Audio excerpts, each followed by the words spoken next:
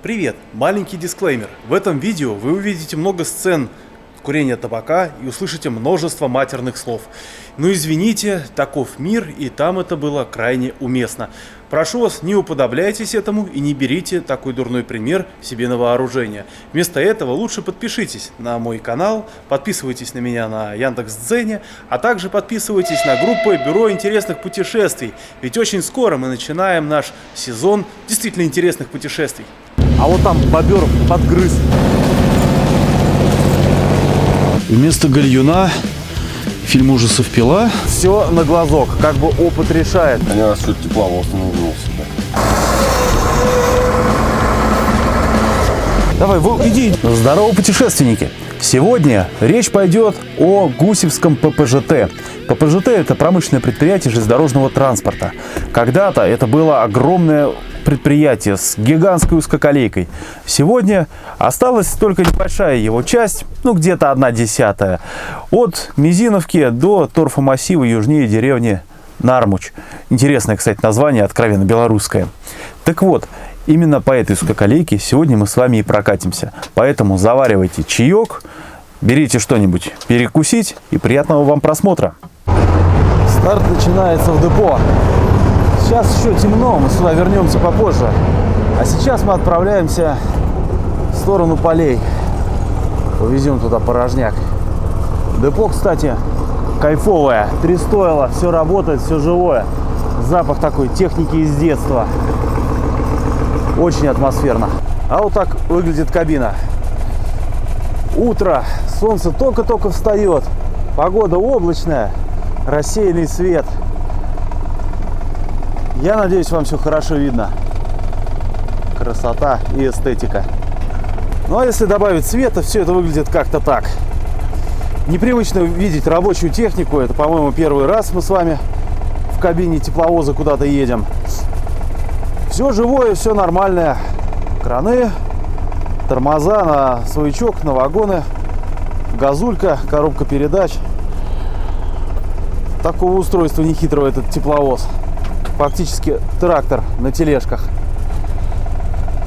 Что интересно, есть целая книга по ремонту. Ту-8 дизель локомотив. Каталог деталей. Интересная книженция. Вид как-то так из себя представляет. Если устану стоять, ехать придется на этой сидушке.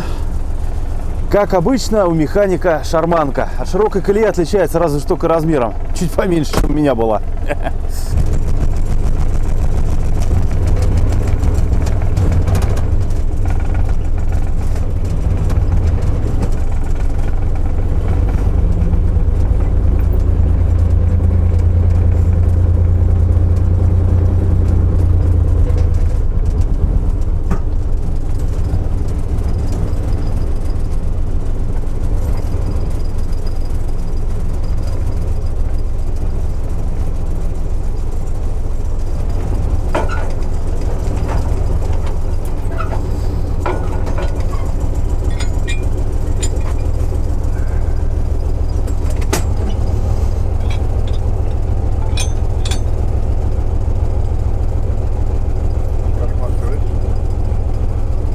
Такая вот эстетика, друзья. Мы с вами попали на маневры. Сейчас вот немножко вагоны перекрутим и повезем под загрузку. Линия 10 километров. Назад будем ехать что-то около 2 часов. Так что готовимся к осаде. Недаром взял термос чая и упаковку печенья. Пару вагончиков мы захватили. Сейчас их будем отставлять.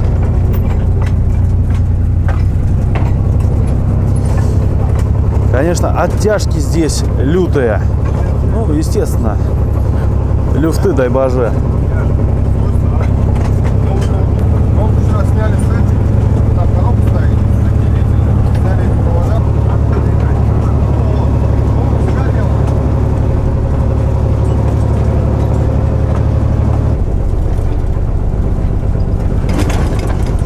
Ага, законнектились. Тут очень необычная технология производства маневров. На хвосте нет составителя с рацией, который подсказывает, там, сколько осталось. Тут все на глазок, как бы опыт решает. Вот сейчас осадили 2 вагона до группа отдельно стоящих вагонов, прицеплялись просто аккуратно подъезжая. Когда они уперлись в стоящие вагоны, да, сцепки сжались, как-то почувствовалось. Все, зажимаем, встаем. Ну и сейчас стало немножко посветлее. Можно и на пульт посмотреть и подивиться на поздний осенний лес. Уже скоро пойдут заморозки. Сейчас, ближе к середине ноября. Погода максимально подходящая для ебеней. Ну, ребята, если вам интересно и нравится смотреть видюхи с узкоколеек, с рабочих, с действующих, ставьте палец вверх, пишите об этом в комментарии. Ну и обязательно подписывайтесь, если еще не подписаны. Мне это очень приятно, а вам не сложно. А если поставите колокольчик, чтобы не пропускать следующие выпуски, будете вообще красавчиками.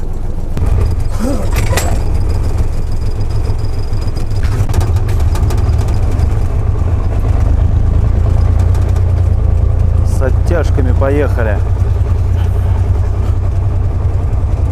Тут у тепловоза какая особенность? Он очень легкий. Вагоны груженные, как несложно догадаться, очень тяжелые. Сцеп будет весить около 200 тонн, а тепловоз весит что-то в районе 18. И особенно по такой осенней погоде очень тяжело вести состав без пробуксовок. К месту погрузки мы подъедем, и оно там будет в кривой, в горочку. В общем, та еще задача. Но ничего, ездят. Ух, какие оттяжки мощные, вообще непривычно. Однако все это работает десятилетиями, доказало свою надежность. Состояние пути, со слов ребят, такое, средненькое. Путейцы не успевают ремонтировать главную магистраль, менять шпалы, подбивать путь. В основном они заняты перекладкой усов на полях добычи. Поэтому ехать надо аккуратно. И в итоге 10 километров мы туда проедем, где-то за часочек, наверное, а обратно, без копеек часа 2. Ну и понятно, вагоны груженные, тяжелые.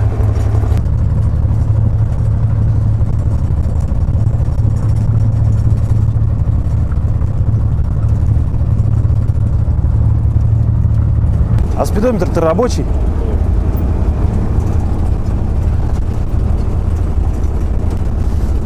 Такая наша русская техника. Все по ощущениям. Ну как все? Остальные-то приборы вполне себе рабочие.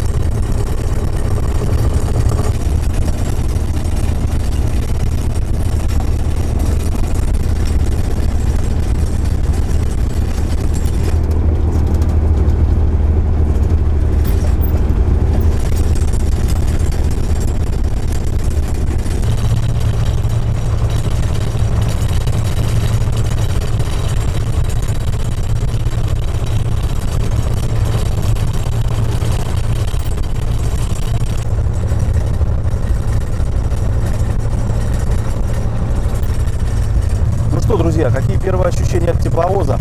Настоящий тепловоз. Едет, громыхает, трясется. Все-таки это не пионерка, он намного выше, соответственно, амплитуда больше. Класс. Большие оттяжки от вагонов, потому что зазоры там, с кулак у каждого. Тянем 10 вагонов. Здорово. Но опять же, как я говорил, погода очень в масть. Крайне атмосферно. Надеюсь, вам все это дело нравится. Еще интересная особенность. Вот мы сейчас едем по кривой, ну, грубо говоря, левая кривая. Так вот, обычно на железных дорогах рельс внешнего радиуса выше, ну, чтобы вот так вот шел поезд под наклоном. А здесь наоборот. Добавляет немножечко адреналина в кровь. Однако едем дальше.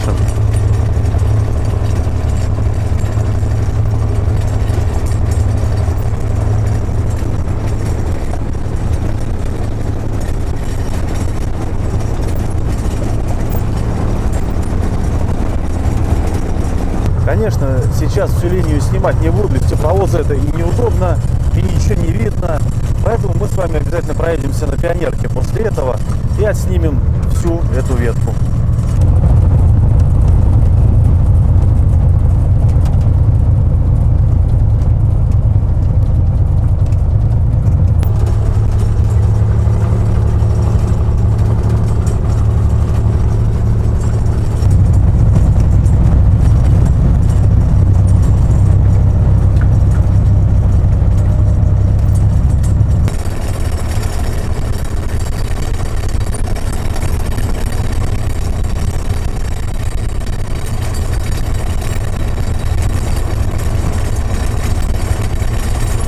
Приближаемся к месту, где был ну, что-то типа выброса пути.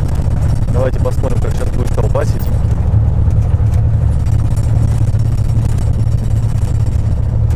Да, вроде как-то не особо сильнее, чем обычно. Ну, колейка дело такое. А вот там какой-то пакет синий, палка. Это что за обозначение? Состояние пути хреновое?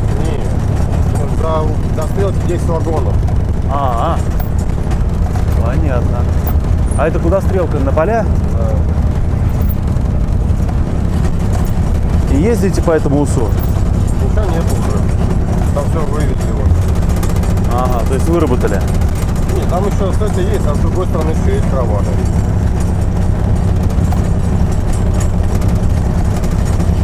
Да, что интересно, на картах этот УС вообще не значится. Да? Ага.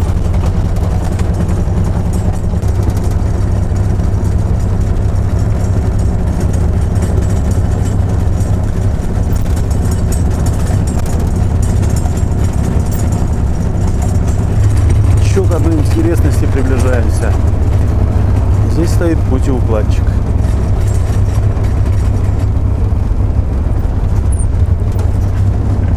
Тоже небольшая отворотка.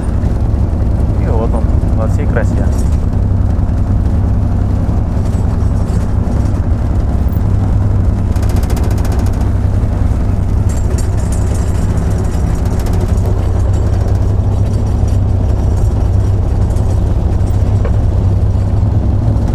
Еще один УС пошел на поле. Но недалеко. Тем временем с другой стороны подходит УС уже с платформами, шпалами.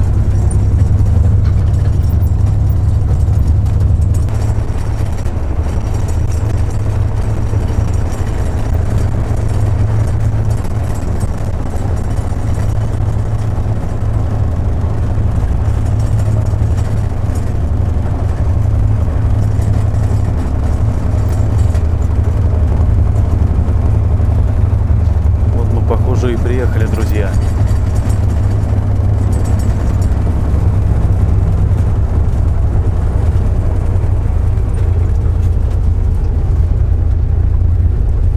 Полевая база.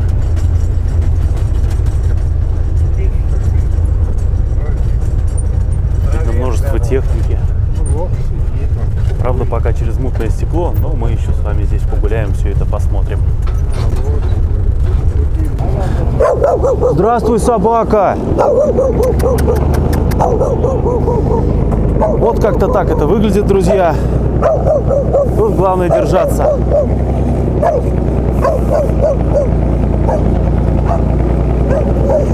Воздух!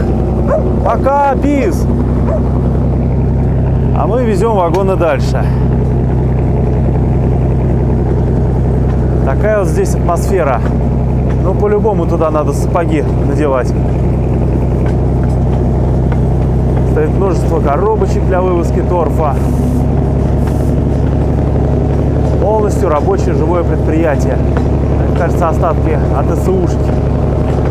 Торфовозного вагона. Да, полазим мы с вами сегодня знатно. Это мы сейчас будем что, обгоняться в хвост и вагонами вперед? Вот это технология.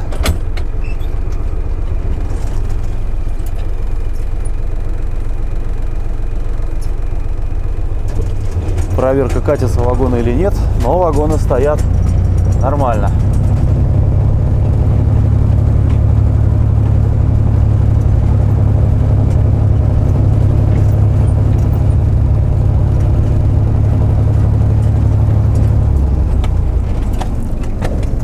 Я сделаю. Надо же, чтобы не совсем бесполезным грузом были.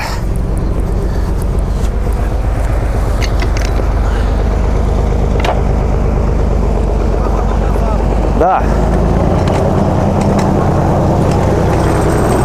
Вот на такой технике мы с вами катаемся. Все, стрелку сделали назад. Идем в кабину.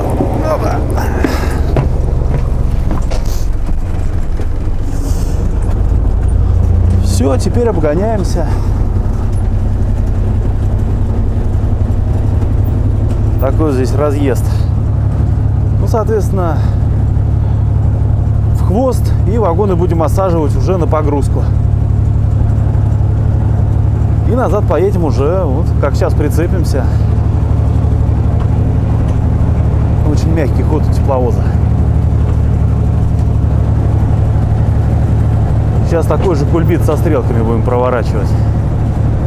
Кстати, что примечательно, шпалы железобетонные. Не знаю, как на остальной линии, пока было не видно. Ну, из кабины такие вещи плохо различимы. Но здесь ЖБ, что очень круто.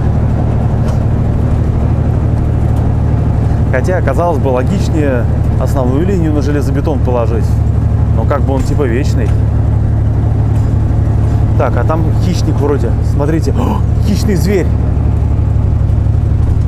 Ну, посмотрим, сожрут нас или нет, когда мы будем стрелку делать.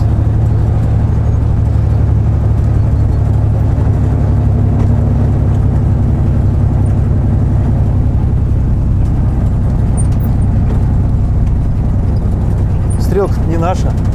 Или похеру? А, ее на взрез? Ничего себе. Большие отличия широкой колеи от узкой. Пис!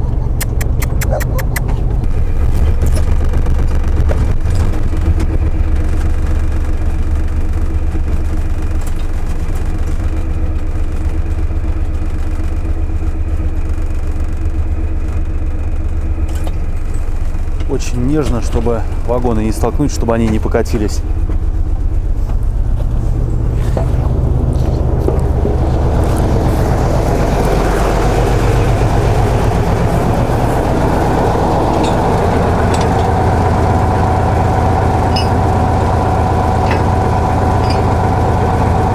Вот и все.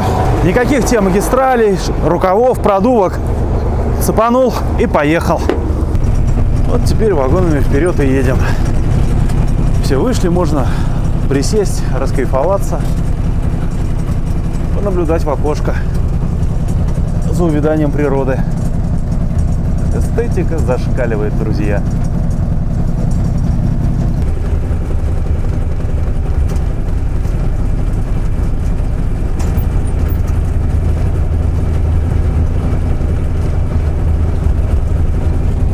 Только на узкой колее можно себе такое позволить. Вот идут вагоны ровным строем, мерно покачиваясь. Классное зрелище, друзья, реально классное.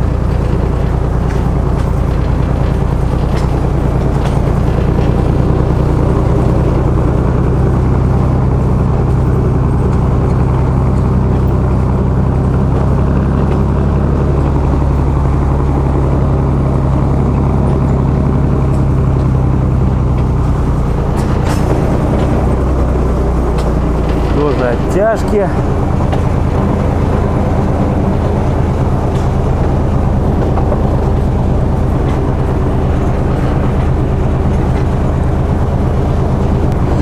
Не, ну если этого вам мало для того, чтобы подписаться на канал, ну я тогда уж не знаю, что еще сделать. Осенняя морось, валяются вагоны. Так сказать, павшие бойцы в войне по добыче полезного ресурса. Вот такого счастья нам с вами точно не надо. Иначе мы не к 12 вернемся, а только бог знает когда. А так выглядят поля осенью, затопленные водой. Вон видно между разрабатываемыми территориями, площадями такие канавы для осушки. Сейчас-то осень, воды много, а летом это работает.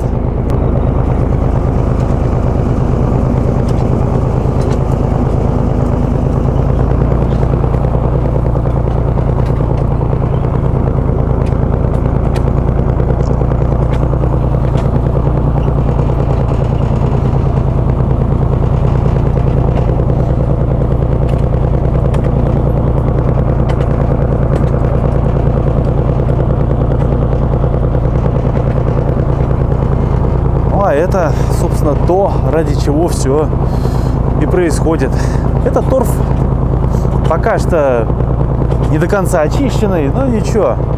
Довезут, там уже на предприятии качество его будет повышено за счет очистки от этих кореньев, от древесины. Все это просеет и будет хорошее топливо. А расскажи, пожалуйста, а для чего сейчас вообще торф добывают? Вот куда он идет? В Москву возят для мешочков. Делают мешочки вот эти. Цветочки, горшочки? Да, вот эти мешки. И такие огромные объемы на эти мешочки расходятся. А на отопление в котельне куда-то идет? Вот идет у нас. Вот вот это топливный торф. Это чисто ваша котельня, да? Мизиновку только? Да. Нет, на завод только все. Ага, понятно. А Мизиновка у нас от газа. А то, что там много кореньев всяких, это ничего страшного? Нет, там сепарация, у нас стоит сепарация, он сепарирует его. Все очищается, да? Пеньки уходят от отхода.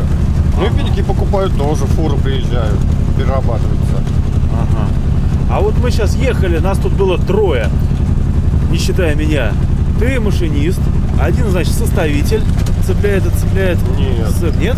Нет. А как это тогда? Один ехал на Амкадоре, вот он, я сейчас вон едет, вон там. Вон, на погрузчик. Он сейчас меня грузить будет, а этот сторож. Ага. А сейчас другой сторож поедет назад уже. Они сутками работают. Ага. Вот так. А вот у тебя какой график? У твоих коллег на тепловозе? Вызывной? Так 5-2. Ага. А так и бывает и 6, и когда и 7, вообще без выходных бывает работаем. Мы в воскресенье тоже выходим. Ну это в летний период, когда прям надо добывать. Как вообще машина вот эта, тушка? Мозги часто сношает? Да нет. Надежная? Ну, считай, движок перебрали новый, после капитального ремонта. И как бы все так. Так по мелочи бывает, что-то там тормоза, колодки меняем и все, а так нет. Есть нормально. Вот самый большой, я на нем таскал 14 вагонов. Вот. Прилично. И то вот парень приезжал, он ездил в Ешкаралу, говорит, он больше 4 вагонов, говорит, не таскал. Но когда увидал, говорит, 14 вагонов, он охуел, говорит, нахуй. Он говорит, что, все попрет? Я говорю, как куда он нахуй денется-то, блядь? Попрет.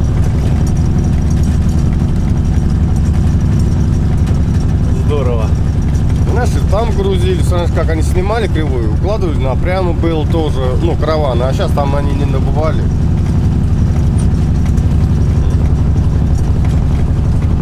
Да, так остались вот последнего, там 2 каравана, где сейчас грузимся, и все, больше нет. Пусть, конечно, прилично. Там еще налево кривая пошла. Там еще потом кривая будет, еще одна.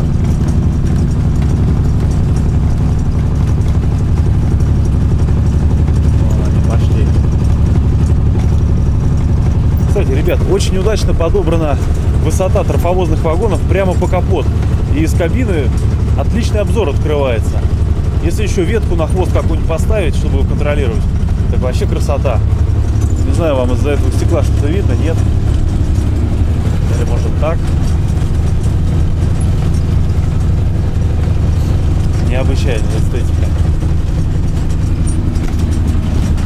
А сходы часто бывают? Ну, бывают. Там раз в месяц, может. Где-то, может, линия там просела где-то. Особенно бывает на времянке.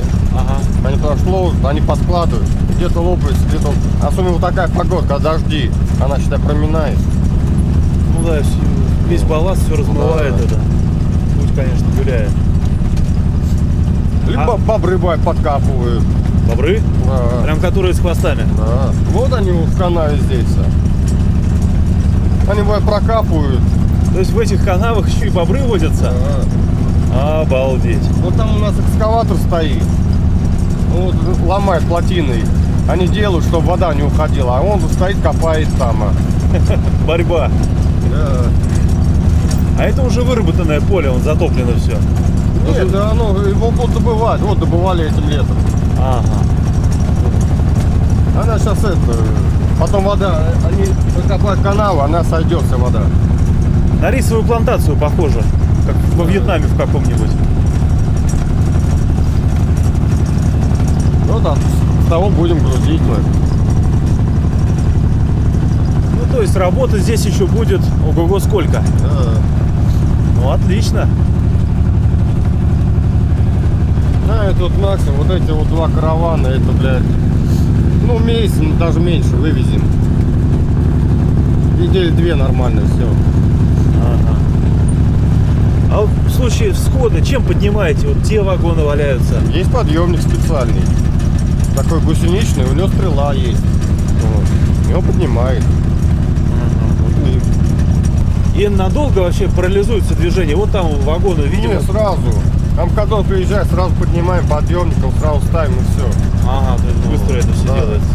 То есть нет такого, что те, которые Нет. стоят, расцепляем. Из них. Нет, вот упал, например, последний, мы отцепляем, утаскиваем туда его, Ага. а потом приезжаем, поднимаем и сразу. Вот. Такая технология.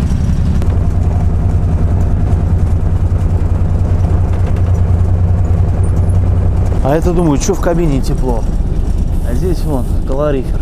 Да, он не гудит, но немножко тепла отдает. И на такой, в принципе, небольшой объем его хватает. А вот мы подъезжаем к месту погрузки, друзья. И вот так это все и происходит. Здесь пескоподача. Ага. Что интересно, он нам 3 раза гуднул. Ух. Запах попер. Давай, говорит, остановку. Ну вот мы и остановились.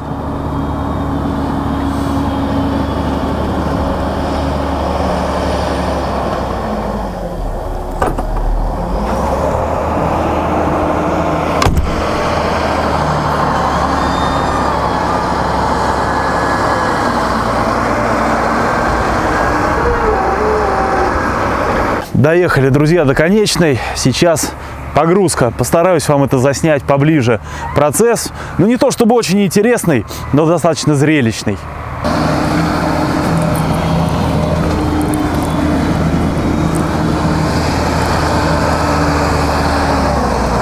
Пылище, конечно.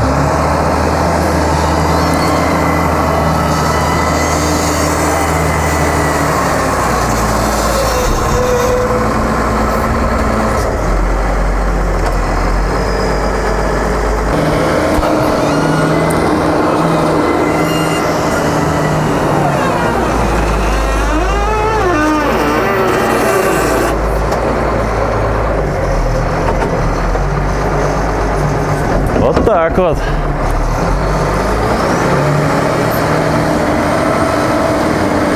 Итак, все 10 вагонов.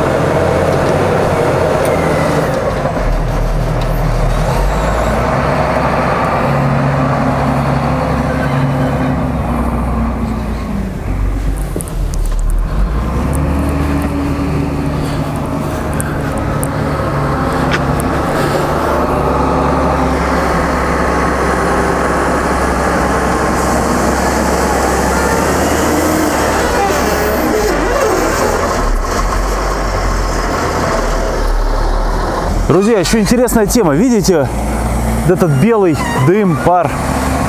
Это потому, что торф сам по себе очень теплый.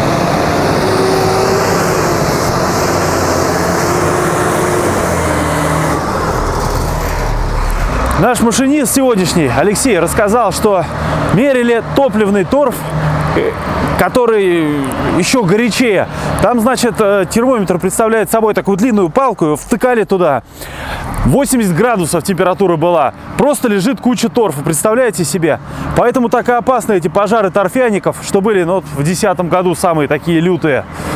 Что их не могли потушить, потому что он тлеет, у него температура высокая, его столько воды надо заливать. Большая проблема. Поэтому эта вся тема очень пожароопасная. С другой стороны, хорошее топливо, очень горячо горит.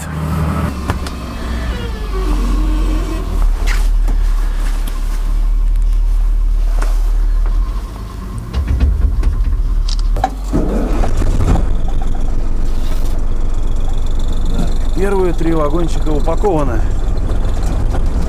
Протаскиваем.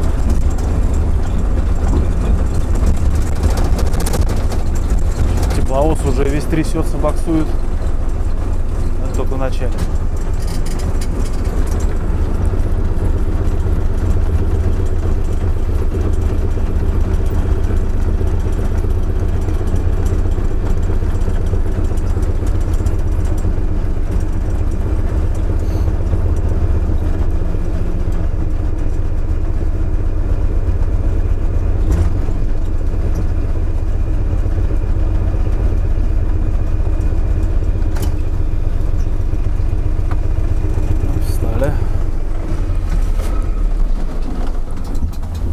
И заглушились.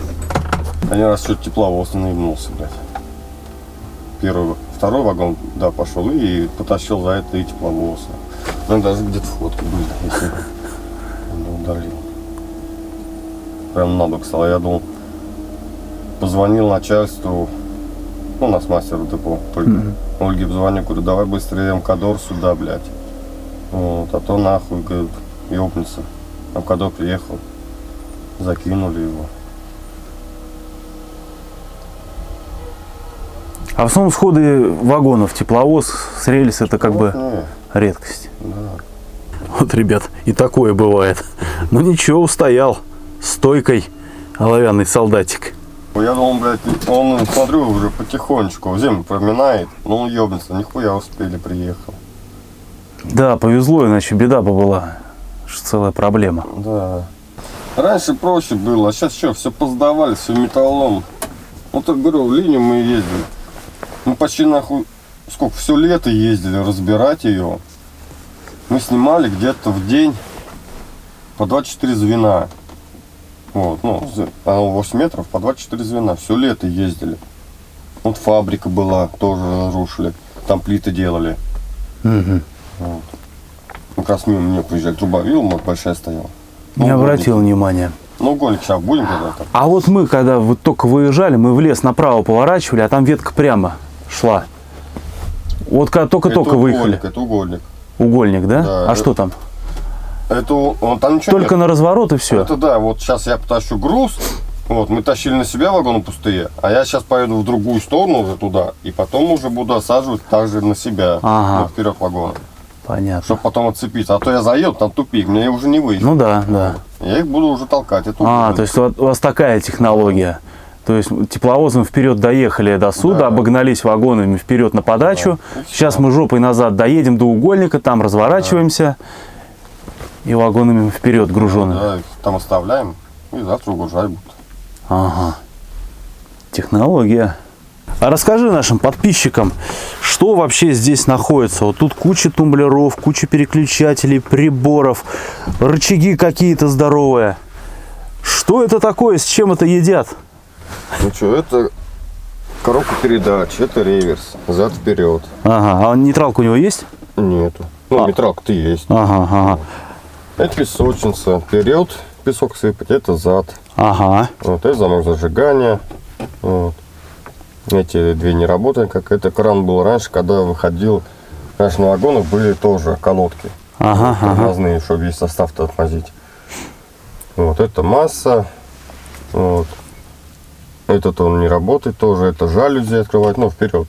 Мгм, Вот, мгм. радиатор. То есть они там не автомат, там сам их Да, сам открываешь, вот включаешь, воздух подается на них, и они поднимаются. пневмоприводом. Ага. Это свет, ближний, дальний, тоже свет здесь в кабине, здесь подсветка, вот. Вот это в кабине вот свет горит. Вот. Это вот подсветка, но это плохо видно. Ну, вон видна такая желтая немного. Да. Вот. Это свет был раньше в этом, уже в самом там, где движок стоит. В дизельном. Да. А это Капоте. свет уже зад. Ага. Вот. Это вперед, это зад. Там прожектор вот большой. Вот. Ну, а это топливо, что. Вот. Тут все датчики, это воздух, вот, давление. Вот это дворники, вот. Ну что, воздуха мало? Ну да, воздуха мало. Он пытается. Да, но воздуха нету. Ага. Вот это вперед, это зад дворники. Вот. А это подсветка регулируется, ну тоже. Яркость. Да, яркость. Ага. А эти вот вентилятор вот один стоит, а тот сгорел, я его снял. Ага. Вентилятор. Тугой. Тут вот этот вот печка вот она работает. Калорифер. Да. Самое важное в тепловозе. Без него никуда. Никуда. Вот так все. Это Понятно. кран. Ну, это своячок. Да. А манометра на давление в тормозных здесь нет? Не, вот он. Ага, Вот есть. он тут. Ну воздуха мало. Ну да, не видать. Вот поднимается он. Ага, понятно. Ну и педали, соответственно, что-то здесь, наверное... Вот сцепление, это сцепа. крас и все. А это дуделка. Ага. Просто здесь как купили, он так было. У нас привыкли здесь, вот у нас стоит. Ну да, там такой трехходовой Да, клапан, да. тифон, А свисток. здесь, как он купили, так он и есть. Ага. Просто нет у нас переделать. Я переделал давно уже. Удобнее. Да. Ну да, здесь еще надо ногой как-то попасть, и учитывая, Да, как вот. колбасит это. Вот. И бывает, что ты считаешь сцепление, и на газ бывает давишь это, и надо нажать. Вот. А нету такого. Ага, ноги всего две. Да. Я так полагаю, раньше здесь еще и музло стояло. Тут колоночки. Ну да. Нет, здесь рация стояла. Это под рацию. А, под рацию? Да, у нас раньше рации были. Их убрали, наверное, в каком году? В 6-м, наверное, году. Здесь рации были, все, колонки. Здесь вот этот кран должен быть, но его нету. Такой ручной уже. Крутишь его. У Юрика вот работает на СУ. Типа крутишь, ну уже. Ручной тормоз? Да. Ага. Так холодильник должен, здесь должен быть. Его уже Вместо холодильника охранник. поснимали. Иногда. Все. Ага, ну это уж совсем богатая комплектация. Ну а здесь просто... Они во всех шли. Во всех? Да, во всех. Их сразу снимали. Эх. Кто-то домой утащил, кто-то куда-то. Жалко, здесь-то он порой нужнее, если так по жаре ехать. Что-то холодненькое, вообще красота. А вот ездим, что вот на ночь ставим, вот в дом беру, вот минералку, замораживаешь ее нахуй, и все. И вот и то до 10 утра, и все, она оттаивает. Хоть холодненько так. Ну да. А вот этот ящик за спиной, это просто под Это всякий хлам? инструментов тут, да, все. Ага, тут и шансовый есть, лопата, воды, запасы. Ну, вот это постоянно во всех тепловозах. Это всякий система случай. охлаждения? Да, на всякий случай. Мгм. А лопаты это тоже нужны. Если будет по переезду проедут, там гусеничный, рельсы все закатают, вот выходишь, вычищаешь. Ну да, чтобы не сойти. Для лопат тоже везде. У помощника здесь тоже местечко такое, достаточно нормальное. Столик. Удобно. Зато... Обеденный, кстати, прям, да. Можно разложиться, нормально перекусить. Книженция годная. Каталог. USSR это у них, а у нас СССР. Ну и здесь, собственно, представлены все детали тепловоза. Вот контроллер, педальный узел. Все, что надо, все есть. Привода. Ага, это значит, это рама капота. Спереди жалюзи для радиатора. Вот пульт. Прикольно. Привода, шестеренки. Коробка передач, похоже. Все это есть. Такая вот книженция.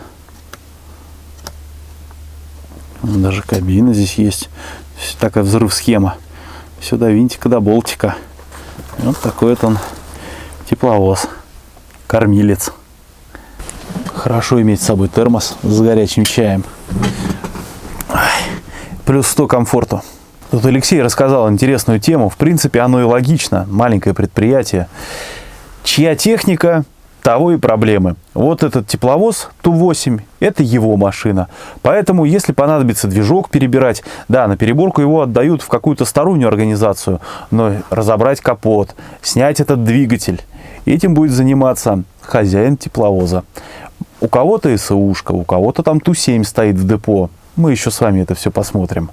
В общем, техника здесь приписная, что в принципе это круто. Но кто, как не хозяин, лучше всего будет знать какие-то слабые стороны или особенности того или иного тепловоза. Поэтому это логично. Вот. Ну и здесь тоже по тепловозу можно, наверное, и об Алексее как-то посудить. А тепловоз в очень приличном состоянии, и песочницы работают. И в целом машинка в достойном состоянии. Уровень, во! Ну все, ребят, наконец-то загрузились и можем отправляться в обратную дорогу. Только тормознем у полевой базы, надо захватить с собой охранника. Они здесь сутками работают и поэтому меняются. Вот. Обычно 2 выезда в день, сегодня суббота, 1, завтра воскресенье, как бы движения здесь не будет.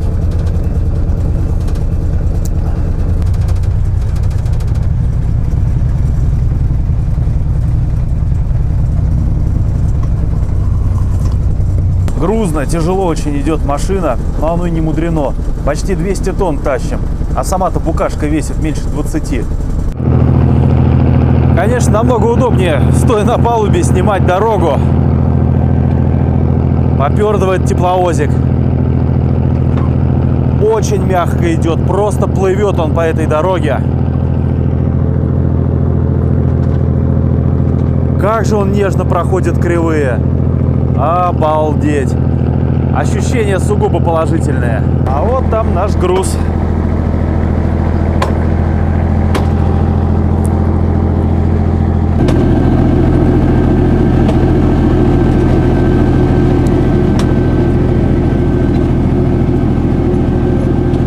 Ориентировочная дата открытия первого участка этой узкоколейки – 20-е годы. Первая ветка шла от поселка Гусь-Хрустальный в сторону запада, на торфполя. Также в 20-е годы в поселке Мизиновский открыли торфпредприятие и построили первую ветку уже на север, тоже на торфополя. Рядом расположена железнодорожная станция широкой колеи на линии Москва-Казань. И назвали ее торфопродукт, ну, внезапно в честь основной деятельности в этих местах. Несколько десятков лет 2 линии Гуся Хрустального и Мизиновки были не соединены. Это исправили только в 70-х годах. Рядом с деревней Нармуч проложили соединительную ветку. И приблизительно в эти же года сделали огромный торфоперегруз рядом со станцией Комиссаровка, линии Владимир-Тума. На пике своего развития длина путей узкоколейки составляла около 100 километров, но основным участком был участок отсортировочный до перегрузочный, ну, соответственно, из Мизиновки до Комиссаровки. Длина этой линии составляла 33 километра.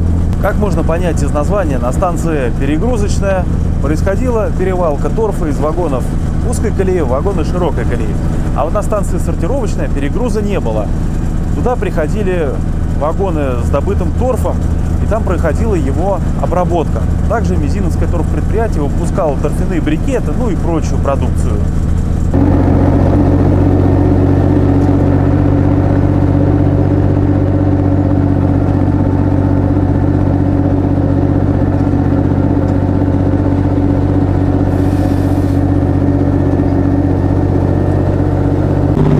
Сейчас очень мощный участок. Смотрите, как проседает путь под весом тепловоза.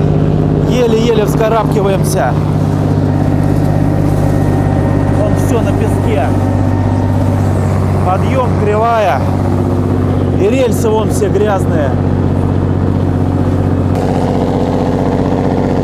Движок орет. Тепловоз еле-еле едет. Все на буксовании.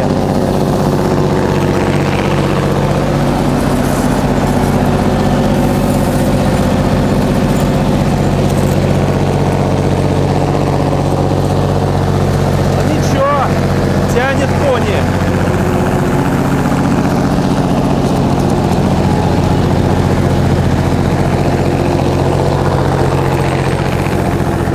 Весь орет и трясется.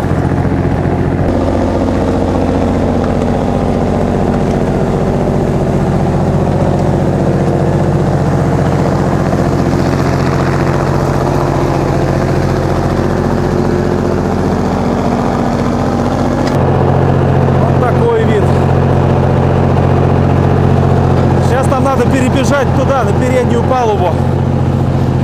Ну что, погнали!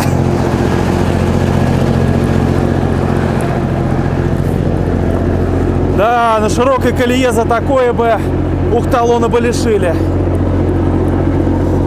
Опа.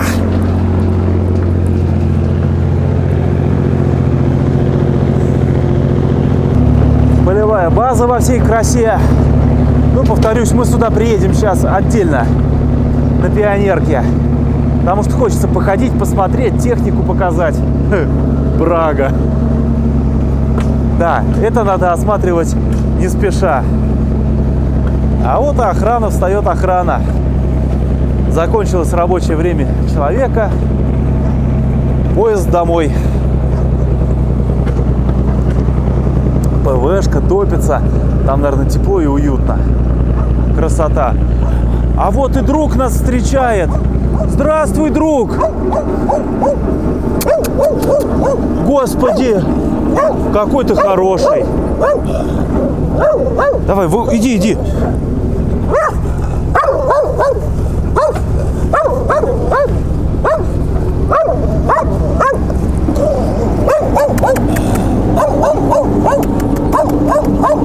Пока-пока!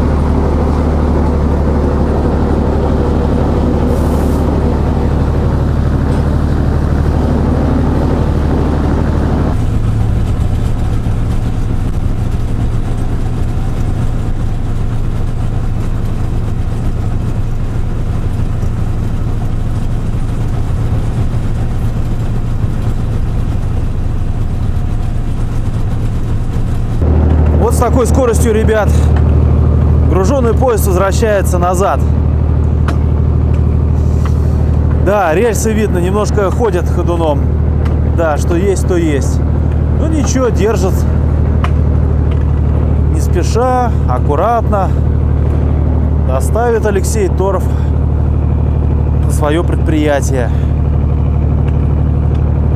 Понятно, что процесс этот не быстрый. Ну, как говорится, спешка хороша в ловле блох. Зато можно достаточно безопасно поснимать видюхи с этой палубы. Вид, конечно, открывается космический. Леса, поздняя осень, свинцовое небо. Вот единственная радость в жизни — это две блестящие нитки. Остальное все грязно-серое. Скорость, да, 5-6 километров в час.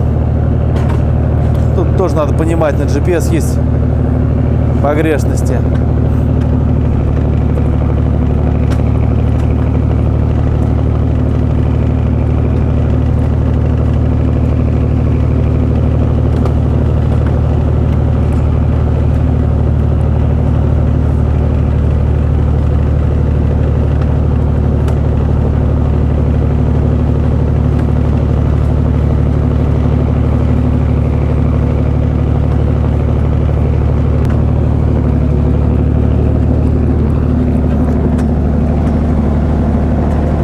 Туда мы еще обязательно проедем.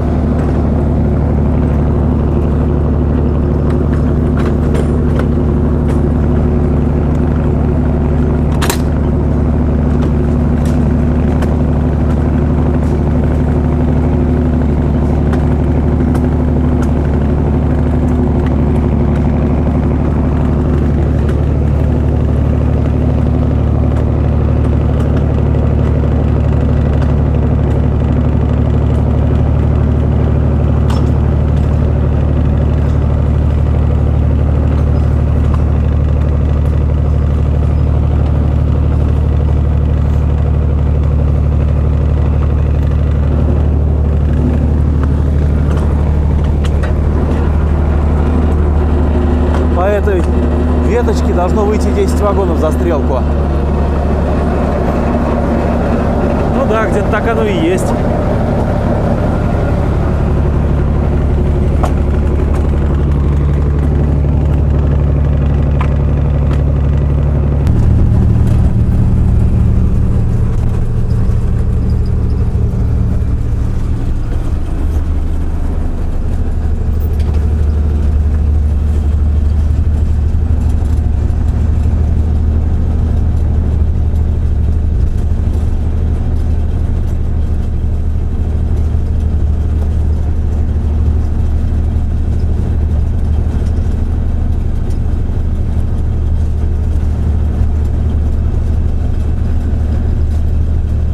Линии узкоколейки пролегали по территориям 4 торфпредприятий.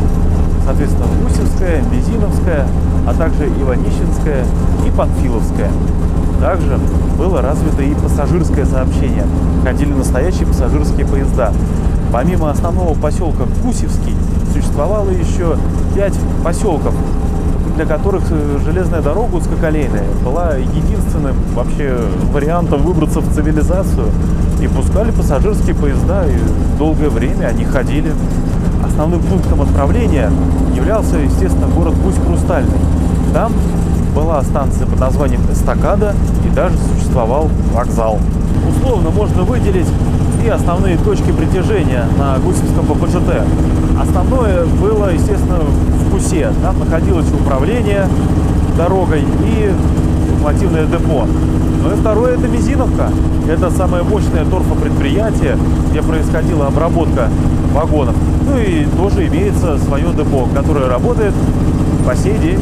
Закат начался, как водится, в 90-е.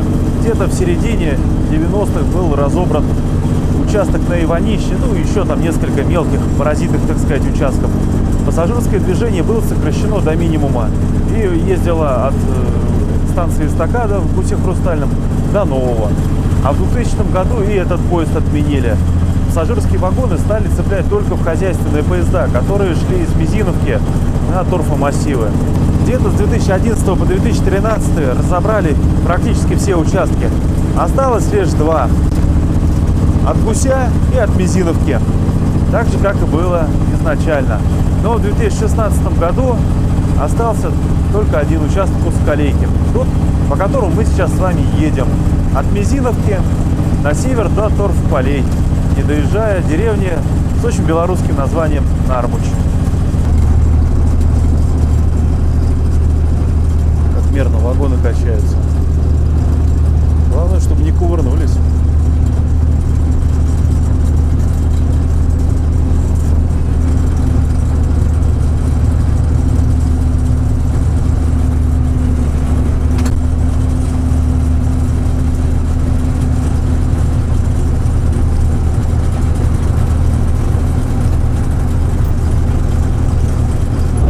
Долго ли, коротко ли? Почти доехали. Притормаживаем. Сейчас нам сделают стрелку.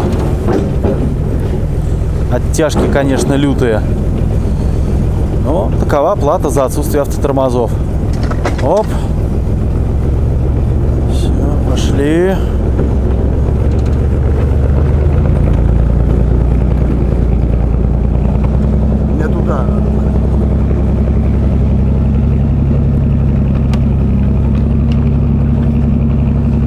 И едем на разворотный треугольник.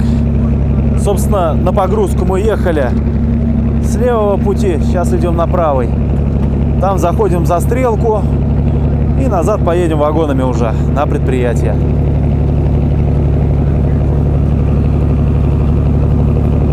Поздняя осень. С погодой нам очень повезло. Буквально послезавтра уже обещают заморозки.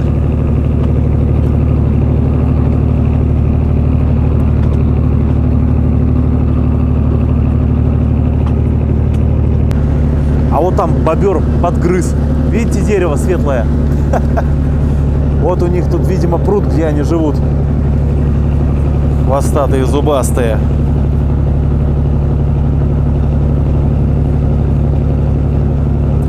Конечно, после поездок на дрезине эта скорость кажется максимально черепашья.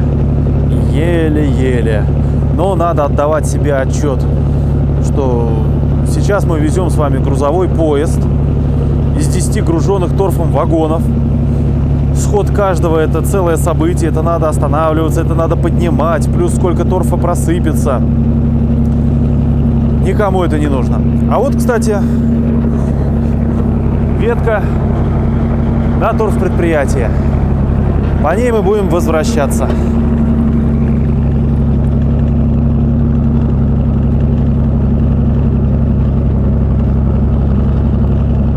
Раньше путь был длинный, вмещалось больше 20 вагонов, но сейчас его укоротили волей-неволей. Вот наш стрелочник.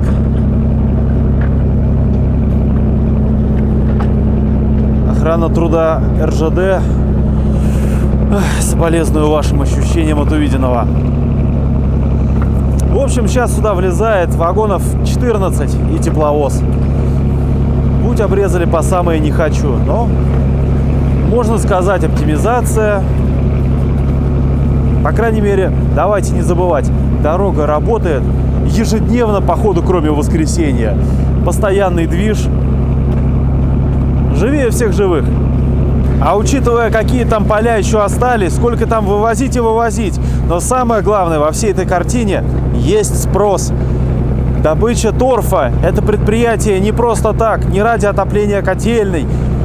Продают, есть желающие его покупать. И во всяких мешочках, и для удобрений, и для грядок в хозяйстве людям нужен. Это действительно круто, что все это не просто так. Ну вот, заканчивается накат. Куда там идет путь, мы с вами узнаем только когда поедем на дрезине. Все, стрелку нам сделали. Едем. С буксованием, с песочком. Но едем.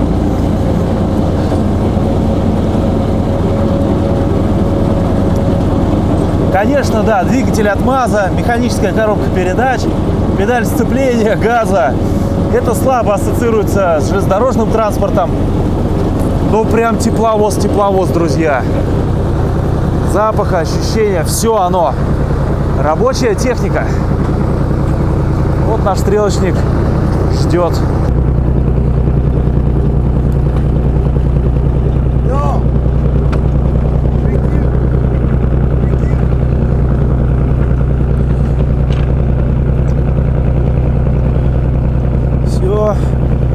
Маршрут подготовлен для следующего груженного поезда. Счастливо! Который пойдет так же, как заезжали мы. Такова технология. Да, ребят, действительно, как настоящее ППЖТ. Как будто на каком-то угольном разрезе, на тяговом агрегате. Подаем вагоны вперед. Очень похоже. Тоже кабина выше капота. Видно все вагоны с добытой породой. Что-то в этом определенно есть. Так, ну вагоны мы привезли. Идем отцепляться.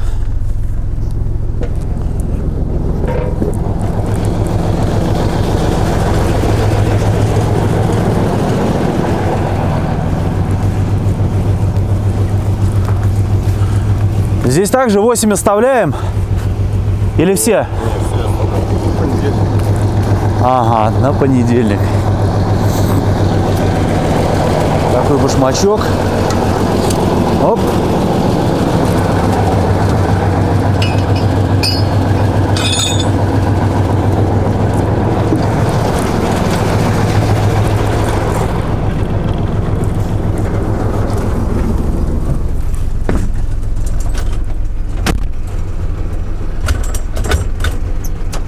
Все. Как говорится, поехали. Отъехали, вагоны чуть-чуть накатились, забашмачились. Все. Вроде стоят.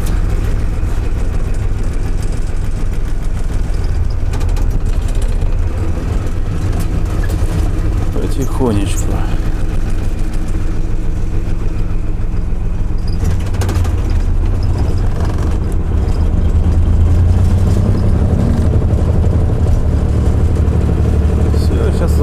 в депо. Ну что, я сделаю стрелку, давай. Вот так вот. Любишь кататься, люби стрелки крутить. Опа.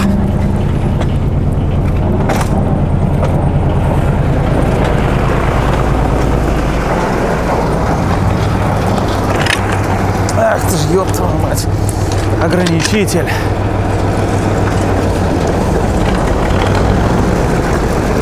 Так и оставляем. Все. Опаньки, поехали. Так и оставляем.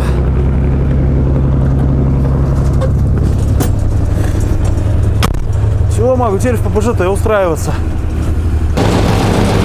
Ворота самообслуживания. И вот оно какое депо.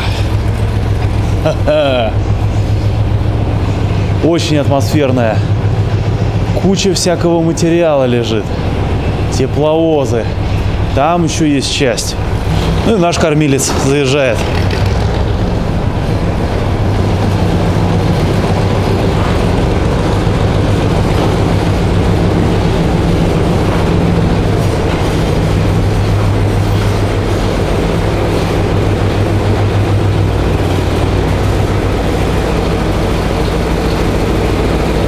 Вот это точность, а? Все, как говорится, поработал, отдохни. Ну так, друзья, куда мы с вами попали?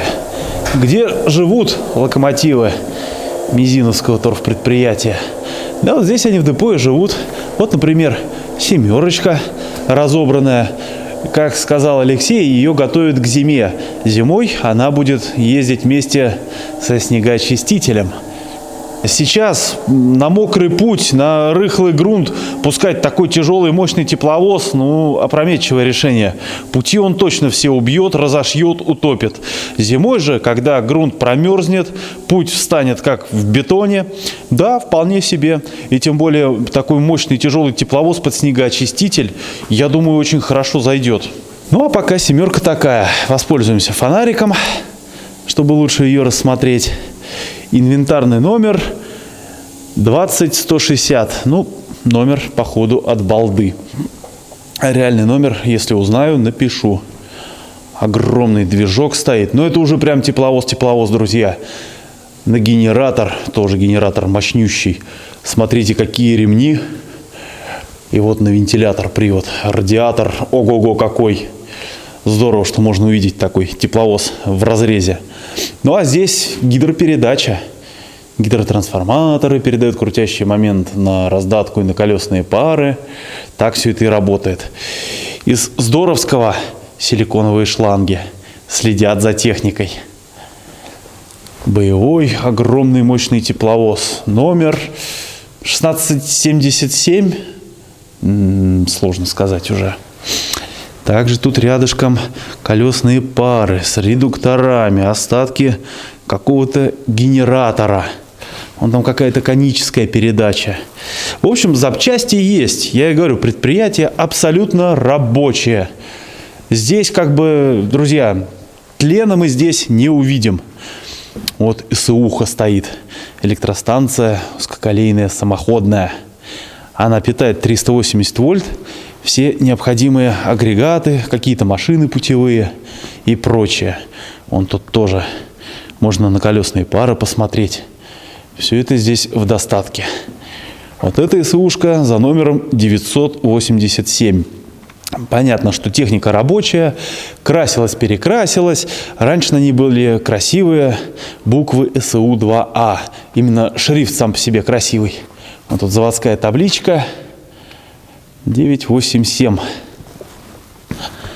Что у нас тут дальше? А дальше у нас, если не ошибаюсь, Ту-6Д. Тепловоз узкоколейный дрезина. Почему именно Д?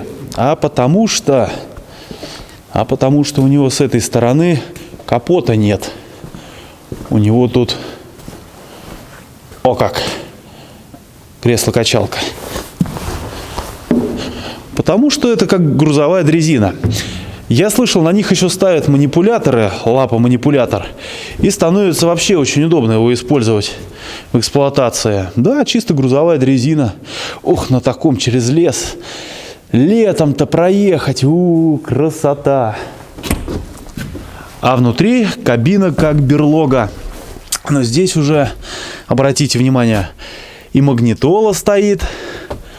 Лучшему участку знамя есть. Подлокотник, да, машина приписная, машина имеет хозяина. Естественно, это сразу же бросается в глаза. И контроллер такой интересный, с зубчиками. Экраны, все рабочее, все живое. Да любо-дорого смотреть, друзья. Напротив, еще одна СУХа. На этот раз 994-я. Челябинский тракторный завод. Вот ее двигатель. Прошу любить и жаловать. А генератор там внизу должен быть. Или, погодите, или вот этот. А, похоже, вот этот, кстати. На 380. Ну, размер у него знатный. Тут есть еще заводская табличка, на которой ничего не видно. А за ней платформа. Платформа, из которой сделали установку для снабжения топливом. Или водой.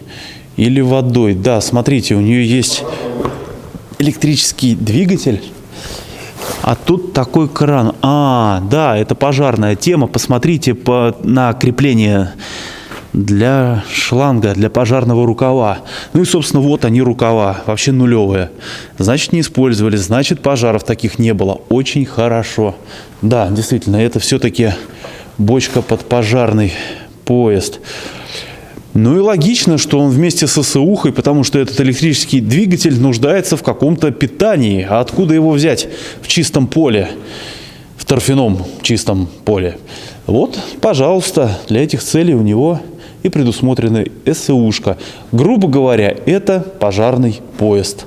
Вот в таком форм-факторе он представлен.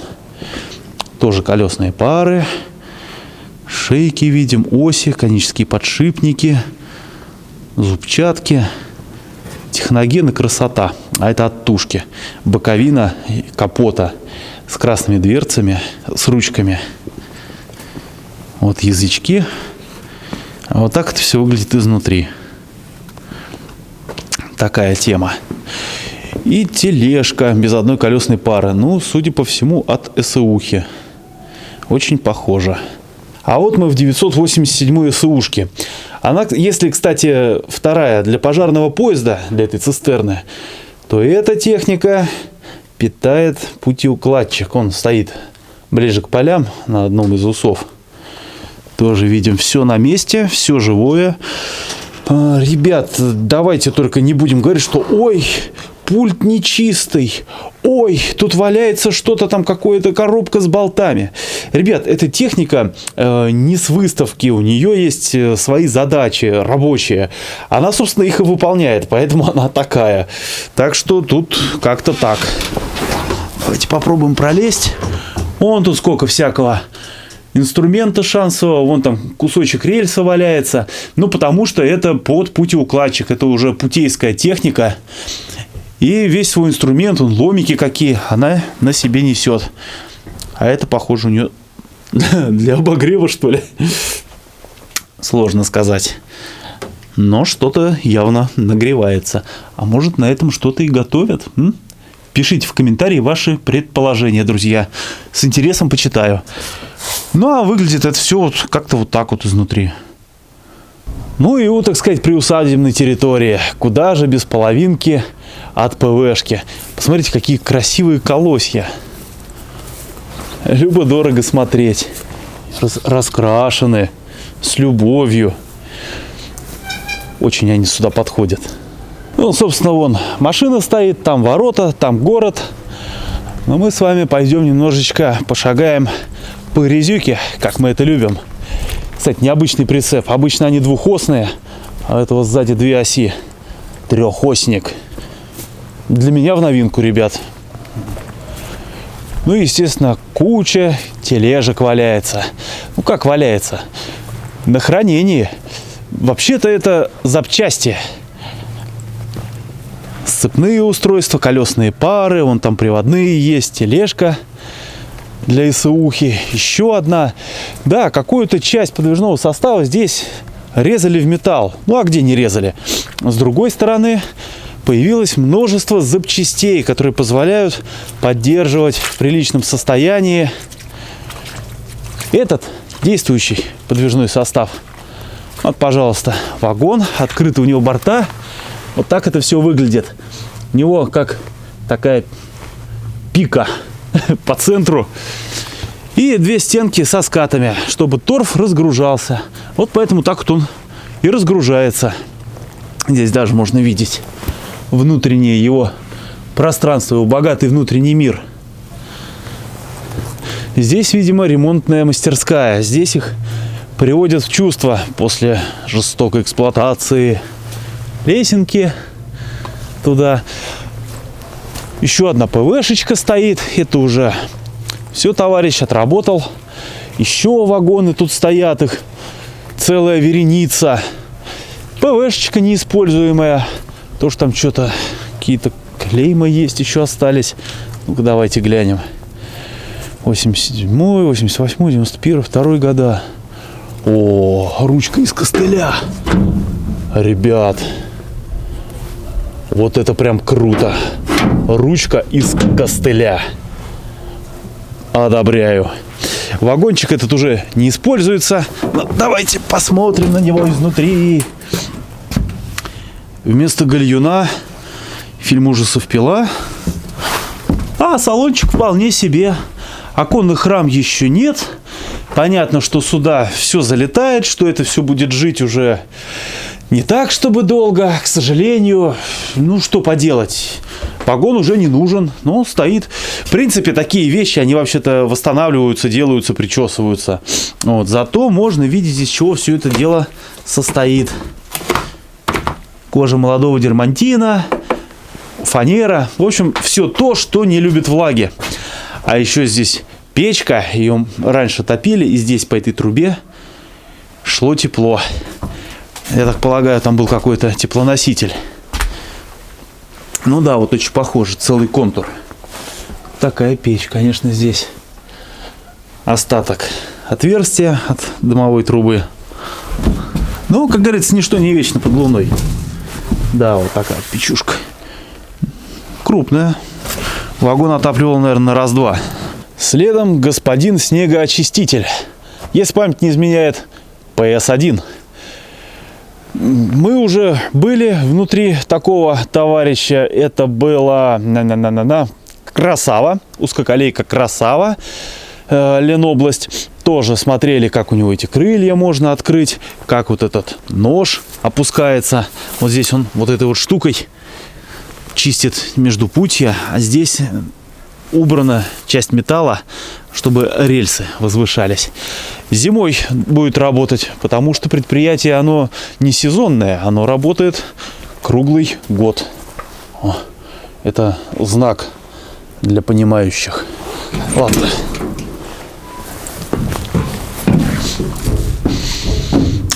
Древесиной пахнет, потому что здесь уже все готово к отопительному сезону. И если привода на крылья сняты с этой стороны, то для ножа все есть.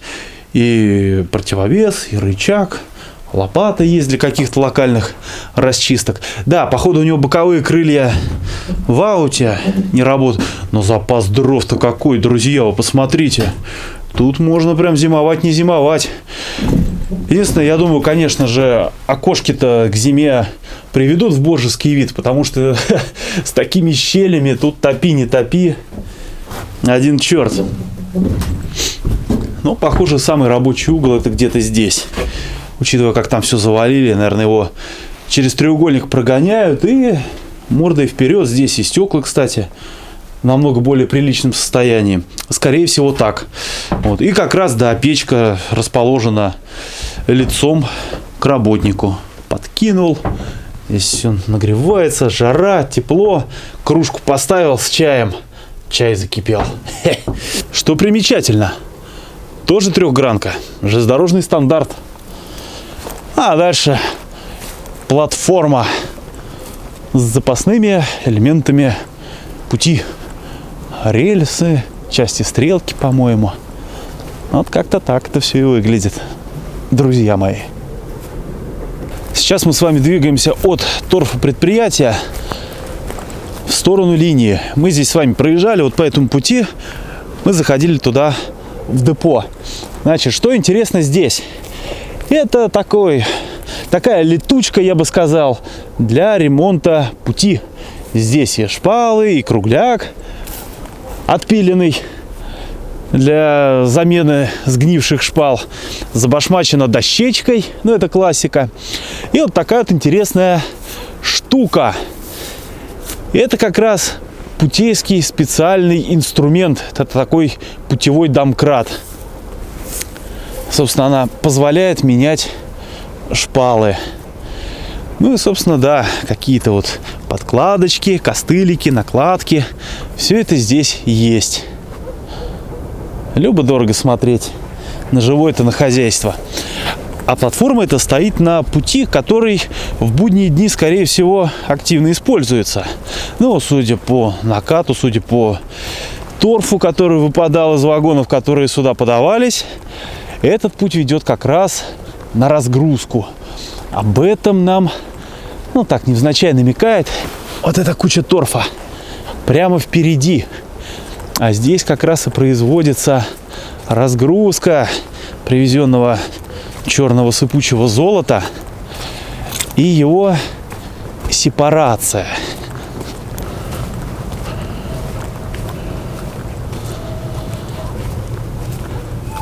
Итак, здесь мы видим уже чистый торф. Уже нет этих кореньев, практически не видна никакая древесина. Вот один вагончик, который уже разгрузили. Судя по следам, здесь работает какой-то трактор или погрузчик. И он подает все это дело вот сюда. Давайте разбираться, как это все работает. Смотрите. Включаем логику, господа. Включаем логику. Открывают два люка. Торф ссыпается сюда. Ну или на ту сторону. Смотря какой люк открыть.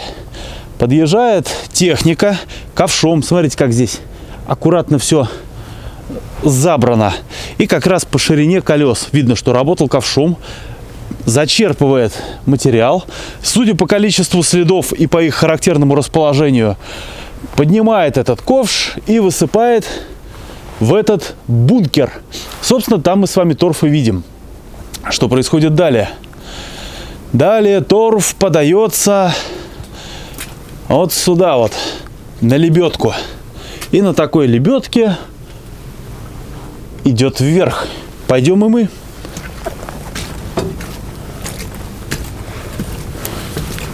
Пойдем как торф. Видим валики боковые. Все выше и выше и выше. Лопата есть, значит, она кому-то нужна. А здесь происходит вот такое вот измельчение. Сюда подается торф, лопата его разравнивают. И вот эти валики с зубчиками перемалывают торф и перемалывают в мелкую труху все то, чему не посчастливилось оказаться внутри торфа. Но он здесь вообще, он сухой, он сыпучий. Весь воздушный. Красотенюшка. Не дай бог туда попадет что-то живое, конечно же. Сепаратор, бункер, лента. Такой вот незатейливый пульт управления этой огромной машиной.